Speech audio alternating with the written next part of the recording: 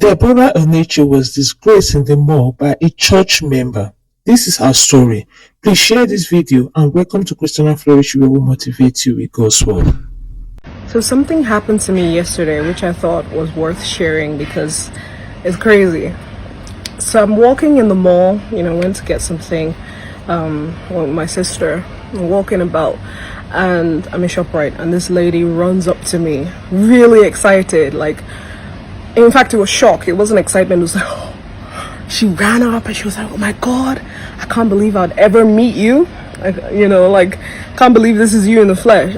I thought it was cute, I thought it was sweet at first until she says, ignore the stain there, until she says, actually I was in your comments the other day and I commented that I was in church and I saw you walking and I thought they brought a masquerade into the church until I saw your face. And my face just turned down. I wasn't like angry or anything. I was just like, okay, why are you telling me this? My sister is less like me. My sister went fully like, what the hell kind of story is this? But what really struck me was I looked at her daughter and her daughter had the utmost look of disappointment on her, and I just walked away. I didn't say anything. I just walked, what do you say to that? But it made me realize three things. Sorry, I'm in Nigeria, it's hot.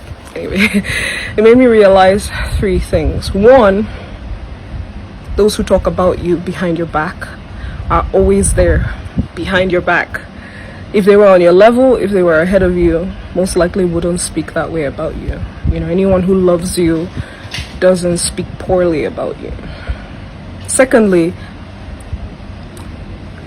I just was shocked that someone who calls themselves a Christian, a believer, would consciously admit to me that she bullied me.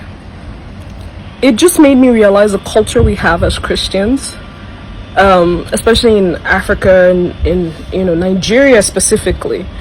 We have I can't get into it because I don't want to be accused of being what's the word, reductive, but generally we have this disposition towards our own.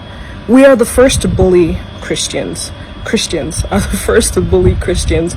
The most rancid, rabid, unfortunate comment sections I ever come across on the internet tend to be from Christians.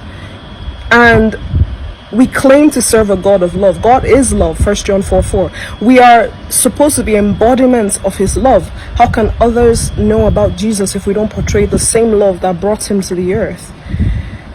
It just surprises me that this is how we see ourselves and this is how we portray ourselves. And we expect people to come to Jesus. We talk about fire and brimstone and those things are real, but the only magnet I have from Jesus that pulled me is his love. It's not the judgment or the fear of it, it's the love. And we're having this pandemic, especially with gospel artists, where it's like every action is scrutinized. Everything we do, everything we are is put under a telescope and is like dissected and pulled apart. And these are human beings. These are people who lead lives, who have feelings. We don't think about that. You never think about it until you actually meet the person. It's like, it's a human being with eyes and a brain and a heart. Like, it's a human being like you. What are we doing? I mean this with all the love in my heart. The Bible lets us know that the judgments will start with the church. Jesus isn't going to start with the sinners, because, well, of course they will be judged, but they didn't really know better.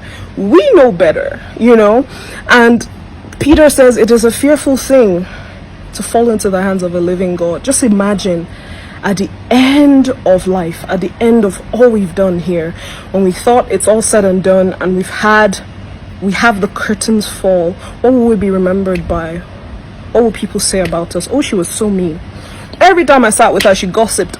That guy, his mouth is bad.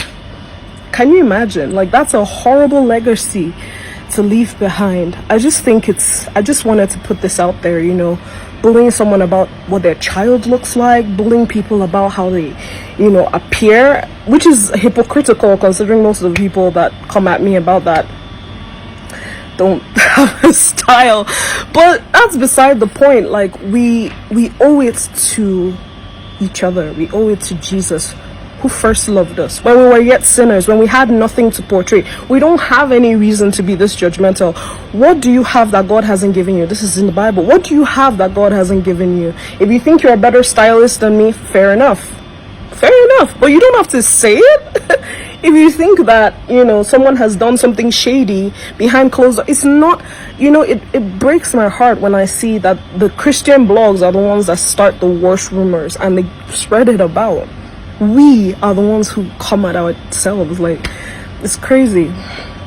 The final thing that I learned from the whole experience, heaping coals on your enemies' heads is a real thing.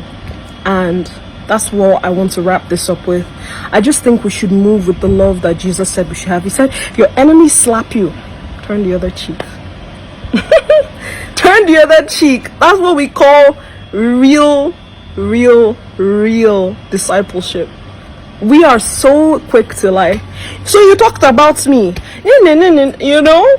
but no, she's gonna feel worse about what she said about me because I didn't say anything.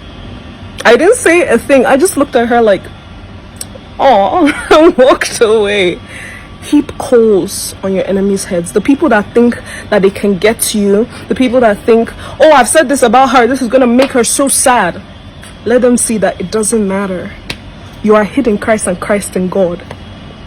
Who is he that can harm me if I be a follower of that which is good? Nothing anybody says about me can separate me from the love of God. Romans chapter 8. Nothing can separate me from his love. So anything anybody wants to say, anyway they feel about me, anything, if God didn't love me so much, I wouldn't be here. I don't deserve it. I'm not his best candidate, but here I am. So yeah, that's what I wanted to share with you. I just think that we should love one another. God bless you.